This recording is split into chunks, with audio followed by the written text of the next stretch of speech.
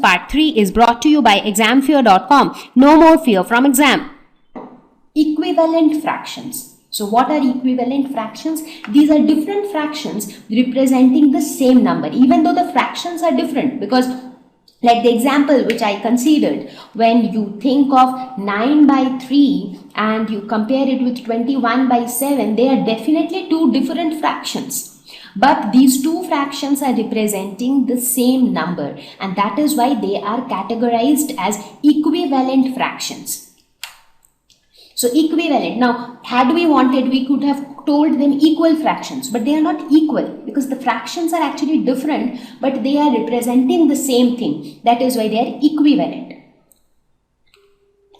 So let us consider this example. Let's say that there is a pizza and this little boy wants to have pizza. What he does?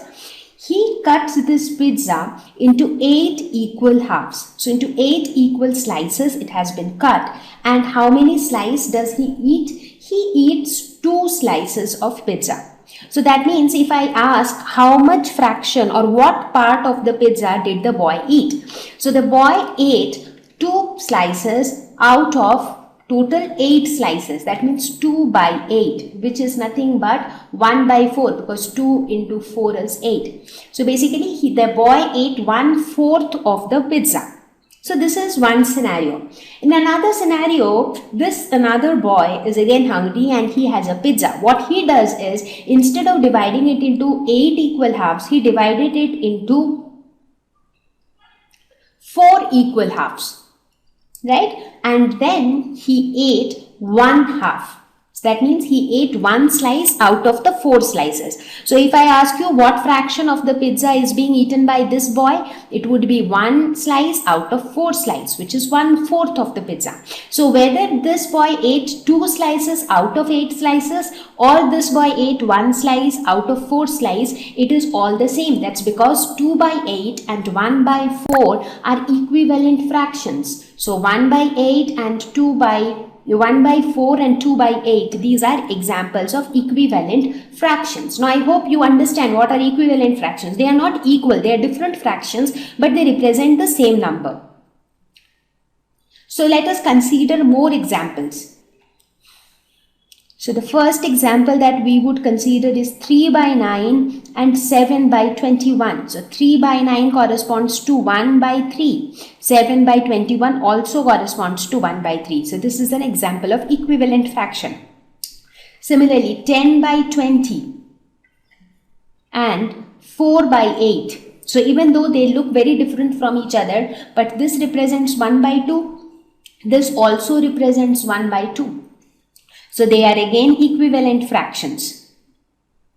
Now let us see how do we make equivalent fractions. So if I ask you, make equivalent fractions of 1 by 2.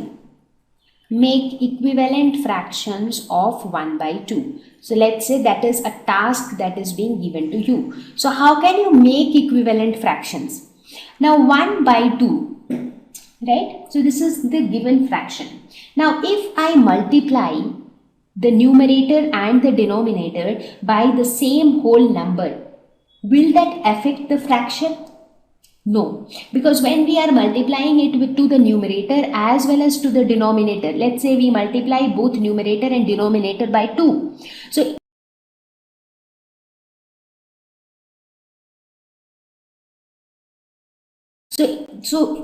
the value of the fraction remains unchanged, because whatever we have multiplied, we have also divided in a way, right? Because if whatever, like it is something like this. Let's say that you have a piggy bank and there are 100 rupees in the piggy bank. Okay.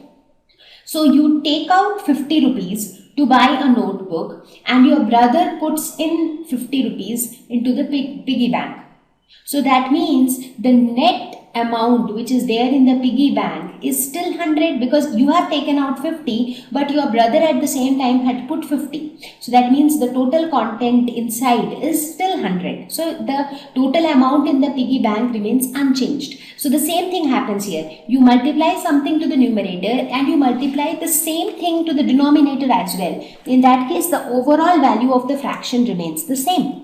So in this way, by adding the same by multiplying the same whole number to the numerator and denominator, you can make many equivalent fractions. So this shows 2 by 4 is an equivalent fraction. Now instead of multiplying the numerator and denominator by 2, if you multiply them by 3, so what do you get? You get 3 by 6. So 3 by 6 is also an equivalent fraction of 1 by 2.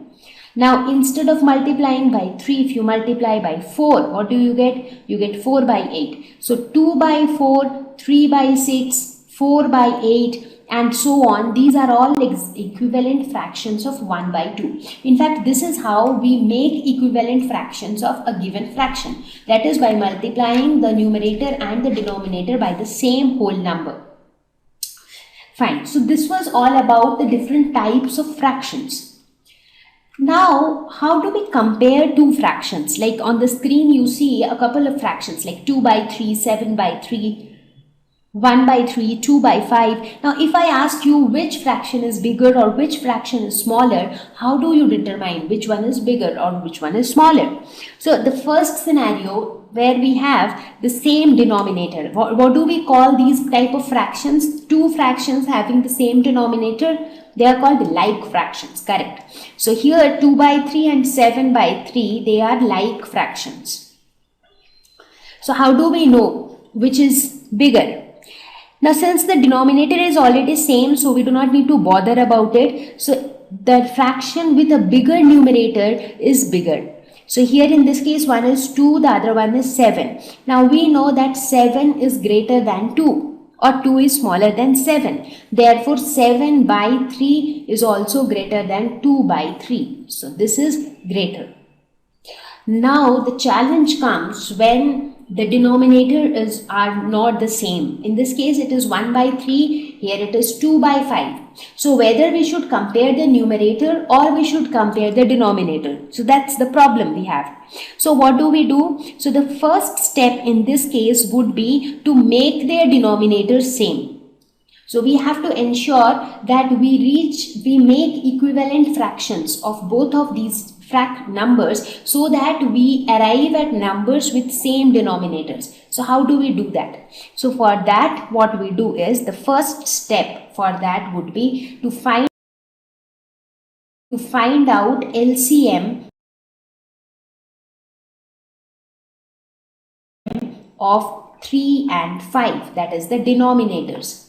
What is LCM? Least common multiple. You remember we had learnt about how to find HCF and LCM in class 6th. If you have forgotten, then refer the videos of maths videos of class 6th to understand LCM in detail. Now, least common multiple means it is a number which is going to be a common multiple of both 3 as well as 5. Now, for 3 and 5, the least common multiple is 15. Right? So, because 3 into 5 is 15 and 5 into 3 is also 15. So, it is a common multiple of 3 and 5. Now, once we have found this out, what we do is you consider both the fractions one by one. So, first we consider 1 by 3. What we do? We multiply both the numerator and denominator by a whole number such that in the product the denominator is 15, because 15 is the LCM. So 3 into what gives 15? 3 into 5. So we will multiply the numerator also by 5. So what do we get? We get 5 by 15. Similarly, we will do it for the other fraction, that is 2 by 5. So we want to multiply the numerator and denominator by a same whole number such that in the result, the denominator is 15. So, 5 into 3 is 15. So, we will multiply the numerator also by 3. So, this becomes 6 by 15. So, you see here, by looking at this, you can say that 1 by 3 and 5 by 15. These are equivalent fractions because they represent the same value. Similarly, 2 by 5 and 6 by 15. These are also equivalent fractions because they represent the same value. Now it is very easy to compare these two values because you have the same denominator and in the numerator 5 is less than 6. Therefore 5 by 15 will be less than 6 by 15 and therefore 1 by 3 is less than 2 by 5. So we can say 1 by 3 is less than 2 by 5. So in this way, we can compare two fractions. So even if they have different denominators, our first step would be to convert each fraction into an equivalent fraction such that both the fractions have same denominators. And for that, we find out LCM of the denominators. So this is the exact process that we follow. So the tip that we need to remember while comparing fractions is that make sure that the denominators are same. Now, if it is already same in the question as in the first case, then your job is almost done. If it is not same, then by finding out LCM, we will have to ensure that the denominators are same. The one with bigger numerator is the bigger fraction. Now, once the denominators are same, one with bigger numerator is bigger fraction. Thank you. Please